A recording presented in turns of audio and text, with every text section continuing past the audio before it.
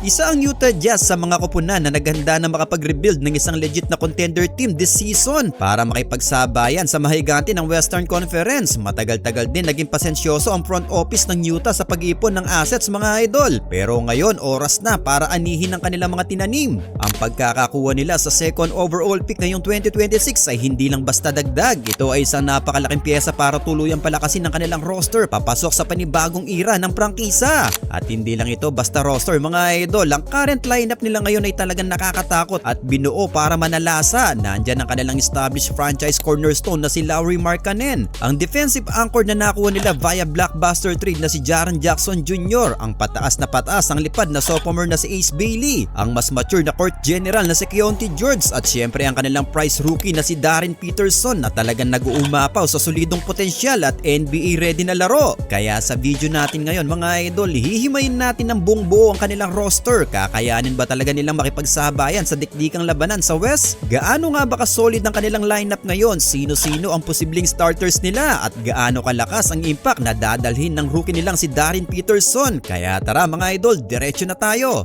Well, bago natin pag-usapan ang mga bagitong papasok, kailangan muna natin bigyan ng spotlight ang naging foundation ng rebuild na ito. Lahat ito ay nagsimula sa patuloy na pag-dominate at pagiging consistent ni Lauri Markkanen. Si The Finisher ay napatunayan ng isa sa pinaka-efficient na volume scorer sa buong liga. Yung kakayahan niyang mag-stretch ng floor, tumira sa labas gamit ang kanyang matangkad na frame at gumalaw ng walang bola ay nagbibigay ng matinding sakit ng ulo sa kahit anong depensa sa NBA. Siya ang sentro ng opensa ng Jazz at ang kanyang kalmado pero nakakamatay na laro ang nagtakda ng kultura sa Salt Lake City. Pero ang totoong nagpabago sa timpla ng team na ito mga idol at ang nagudyok sa kanila na maging tunay na contender ay nangyari noong nakaraang February 2026 trade deadline nang makuha ng Jazz si Jaren Jackson Jr. mula sa Memphis Grizzlies. Well, marami ang nagulat at nabigla pero ngayon kitang-kita na ang henyong vision ng front office ng Utah. Sa pagdating ni JJJ, nagkaroon agad ng legit na defensive player of the year caliber anchor ang Jazz na matagal na nilang hinahanap mga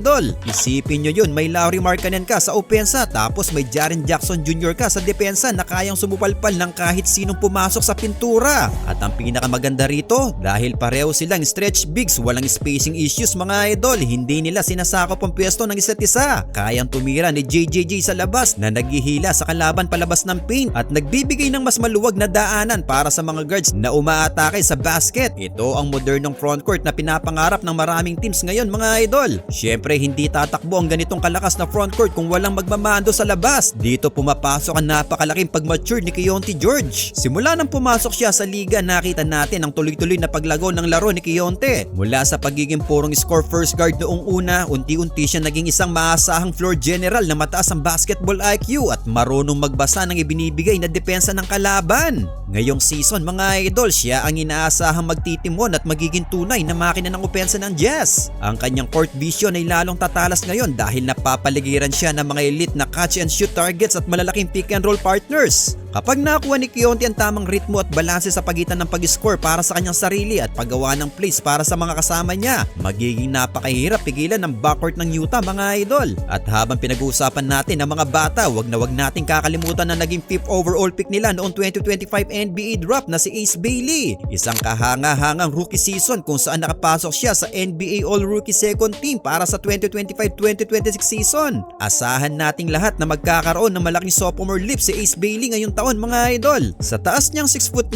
at bigat na 91 kilograms, meron siyang perfect at prototypical build para sa modern NBA wing position. Kayang-kaya niya makipagsabayan sa pisikalan laban sa mga veterano. At yung versatility niya na maglaro on at off the ball ay isang napakalaking arsenal. At ang kanyang athleticism sa fast break, si Ace Bailey ang tulay na nagdudugtong sa mga guards at sa frontcourt ng team na ito mga idol. Ngayon dumako tayo sa pinakahihintay at pinakamainit na usapan ng lahat, ang kanilang bagong sandata, ang second overall pick ng 2026 NBA draft, si Darren Peterson. Well, hindi biro at walang halong hype lang ang batang ito. Sa paglalaro niya sa University of Kansas, nag-average siya ng 20.2 points per game na tuluyang pumuksa at bumasag sa freshman scoring average record ng buong kasaysayan ng KU. Bukod pa rito mga idol, siya ang naging highest drafted Kansas player simula pa noong mag-number 1 overall pick si Andrew Wiggins noong 2014. Ano nga bang dadalhin ni Peterson sa roster? Isang pure elite at polished na na 3-level scorer. Meron siyang nakakatakot na NBA ready na katawan, napakahusay na ball handling skills na hindi basta-basta maagawan at napakataas na basketball IQ lalo na sa pagdraw ng contact para makapunta sa free throw line. Sa madaling salita mga idol, siya ang itinuturing na crowning piece o ang huling piraso sa puzzle ng rebuild na ito. Yung kakayahan niyang mag-create ng sarili niyang tira mula sa wala, lalo na sa mga crucial at gipit na sitwasyon sa fourth quarter. Siya ang sagot sa matagal ng problema ng Jazz tuwing bumabagal ang opensa mga idol. Siya ang go-to guy ng Jazz sa hinaharap. Kaya naman kung titingnan nating maigi ang posibleng starting lineup ng Utah Jazz ngayong season, ganito ang pinakamalakas at pinakamapanganib na itsura niyan mga idol. Ang kanilang point guard si Keontae George, shooting guard si Darren Peterson, small forward si Ace Bailey, power forward si Lauri Markkanen at ang kanilang sentro ay si Jaren Jackson Jr. Tignan nyo ang lineup na yan mga idol, sobrang haba, sobrang athletic, napakabilis at walang kahit isang tapon sa labas. Lahat ng 5 players na nandyan sa court ay may lehitimong kakayahang tumira sa 3-point area mga idol.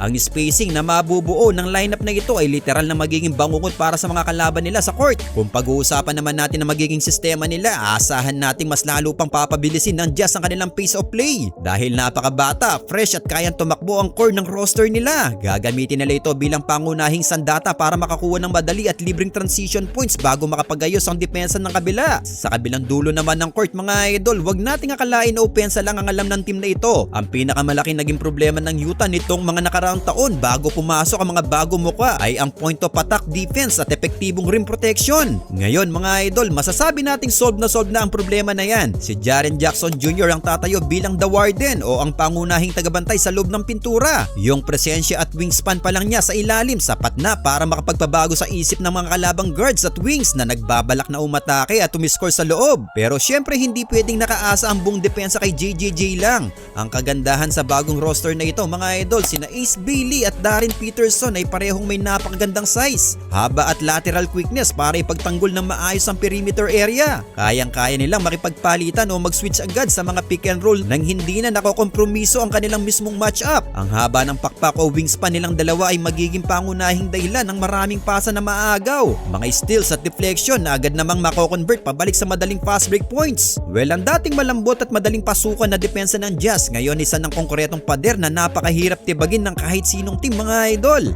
Ngayon balik tayo sa ating pinaka main question, kakayanin ba talaga ng Utah Jazz na makipagsabayan sa malalakas na koponan ngayon sa Western Conference? Alam naman nating lahat na walang madaling gabi sa West, literal na isa itong bloodbath mula simula hanggang dulo mga idol. Andyan ang mga matitibay at established na mga hari ng West, pero sa totoo lang kung titignan nating maigi ng walang bias, ang kasalukuyang lineup ng Utah ay binuo at dinisenyo eksakto para makipagtapatan sa mga mabibigat na team na ito. Mayroon silang tamang size at kasagutan sa mahiganting frontcourt ng kalaban. Dahil yan sa presensya ni na JJJ at Markkanen na hindi basta-basta mapupwersa sa loob. Mayroon din silang sapat at atletikong perimeter defenders gaya ni na Ace Bailey at Peterson na handang ibuwis ang katawan para guluhin at pahirapan ng mga maliliksing guards. Hindi naman natin sinasabi na automatic at garantisadong magcha-champion na sila ngayong taon dahil syempre may adjustment period at chemistry na kailangan buuin ng mga bata. Pero ang linaw ng mensahe mga idol, hindi na sila yung team na pwedeng i-take for granted o ituring na easy win. Sila na ngayon ang isa sa pinakadelikado at hindi inaasahang dark horse sa Western Conference. Isang maling galaw, pagiging kampante o mahinang gabi lang ng kalaban ay kayang-kayang mga-upset na mga batang player ng Jazz kahit sino pa ang title contender na kaharap nila. Syempre ang labanan papunta sa playoffs ay hindi lang nababase sa galing ng starting five. Kailangan mo rin ng malalim, maasahan at matalinong bench lalo na at napakahaba at nakakapagod ng 82 games regular season mga idol. Dito ngayon masusubok ng gusto ang husay sa coaching ni Will Hardy. Kailangan niya mag-manage at maikot ng tama ang mga minuto ng kanyang mga stars upang maiwasan ang injury at pagod.